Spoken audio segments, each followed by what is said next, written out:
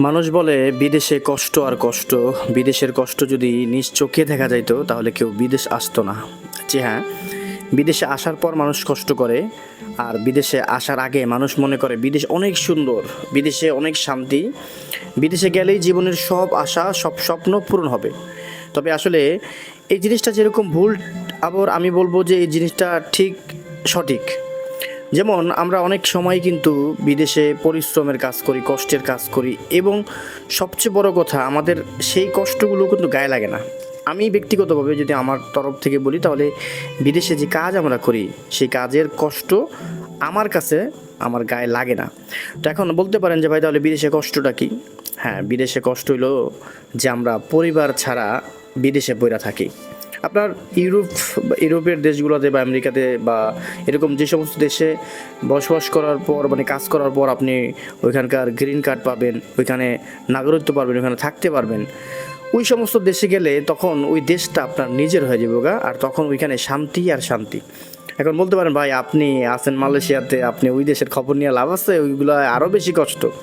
জি হ্যাঁ, অবশ্যই আরও বেশি কষ্ট। আমি যদি মালয়েশিয়াতে থাকি আর মালয়েশিয়ার কথাই যদি বলি, ধরেন আমি মালয়েশিয়া আছি, এরকম আমার অনেক প্রবাসী ভাইয়েরা মালয়েশিয়া সহ মধ্যপ্রাচ্যের অনেক দেশে আছে, বিশেষ করে আরব দেশগুলোতে, সিঙ্গাপুরে, সৌদি আরবে বা দুবাইতে, কাতারে। আমি মানে মিডল ইস্টের দেশগুলোর কথাই বলি। এই দেশে যদি এই প্রবাসী বাংলাদেশিদেরকে থাকার ব্যবস্থা করে দিত, যে তোমরা এই দেশে স্থায়ীভাবে বসবাস করতে পারবা, এই দেশে বাড়ি করতে পারবা, এরকম সুন্দর সুন্দর বাড়ি তোমরা কিস্তিতে কিনতে পারবা। এই যে বাড়িগুলো দেখতেছেন, এগুলো প্রায় যদি এখানকার হয় তাহলে আপনার প্রায় 5 লাখ রিঙ্গিতে এই সমস্ত বাড়িগুলা প্রায় মানে তিনতলা না, বাড়িগুলো হচ্ছে দোতলা, কিন্তু উপরে একটু একটা স্টোর রুমের মতন আছে। তো মূলত এটা হচ্ছে দোতলা বাড়ি। তো এই দোতলা বাড়িগুলো আপনি কিনতে পারবেন এইখানকার, ধরেন বাংলাদেশি 1 কোটি টাকা। এখন এই 1 কোটি টাকা অনেক টাকা, কিন্তু কিন্তু 1 কোটি টাকা আমার মতন মানুষ, আমি যেই চাকরিটা করি, যতটুকু বেতন পাই, এই মানুষই কিন্তু 1 কোটি টাকা দামের একটা বাড়ি কিনা সম্ভব এই দেশে। কীভাবে সম্ভব ভাই? আপনি কিস্তিতে কিনতে হবে, কিস্তিতে কিনতে পারবেন। আপনি সামান্য কিছু টাকা ডাউন পেমেন্ট দিলেন, তারপরে মাসে মাসে আপনার বেতনের থেকে অটোমেটিকলি আপনার বেতন অ্যাকাউন্টে ঢুকবে, অ্যাকাউন্টে থেকে অটোমেটিকলি আপনার একটা অ্যামাউন্ট কাইটা নিবে তারা, 1400 রিঙ্গিত বা 1500 রিঙ্গিত বা এর থেকে বেশি, যারা আরও দ্রুত শেষ করতে চায়। হ্যাঁ, তো আমার কথা হচ্ছে, আমি যদি এই দেশে ধরেন কথার কথা 3000 রিঙ্গিত কামাই, তাহলে আমি 1500 রিঙ্গিত কিন্তু ঘরের জন্য ব্যয় করতে পারবো। কিন্তু আমরা যে টাকাটা কামাই করি সেই টাকাটা যখন দেশে পাঠিয়ে দিই, দেশে প্রচুর পরিমাণে একটা ব্যয় হয়। তো এখন যদি আমি আমার এই পরিবার নিয়ে এই দেশে থাকতাম, তাহলে এরকম একটা বাড়ি কিনতে পারতাম, পরিবারে খাওয়ান খরচের টাকা পয়সা দিয়া সব কিছু মিলিয়ে কিন্তু আমি মাসে এখানকার অন্ততপক্ষে 200-300 রিঙ্গিত সেভ করতে পারতাম। তো এটা হচ্ছে যে আমি আমার উদাহরণ দিতেছি। ঠিক একইভাবে মধ্যপ্রাচ্যের অনেক দেশে যে সমস্ত প্রবাসী ভাইরা আছে, তারা যে ইনকামটা করে সেই ইনকামের টাকা থেকে কিন্তু এরকম কিস্তিতে বিভিন্ন সুযোগ সুবিধার বাড়িঘর করা সম্ভব। তো এই সম্ভবটা যদি আমরা করতে পারতাম, তাহলে আমাদের জন্য শান্তি আর শান্তি। এখন আমাদের জন্য অশান্তি, যেটা আমি তো আগেই বলছি যে কাজের কোনো অশান্তি নেই, কাজে শান্তি আছে, কাজের ব্যাপার না, কাজ যেই কষ্ট করি সেই কষ্ট সহনীয়, কারণ সেরকম একটা টাকা আলহামদুলিল্লাহ আমরা পাই। তো এই কারণে আপনি কষ্ট করবেন, কষ্টের বিনিময়ে যখন আপনি টাকা পাবেন তখন কিন্তু আপনার ভালো লাগবে। তো যাই হোক, কষ্টের যে যদি হয় কাজের ব্যাপার, তাহলে কাজটা আমি বাদ দিলাম। কষ্টের ব্যাপারটা হচ্ছে দেখেন, পরিবার ছাড়া, পরিবার নাই এখানে।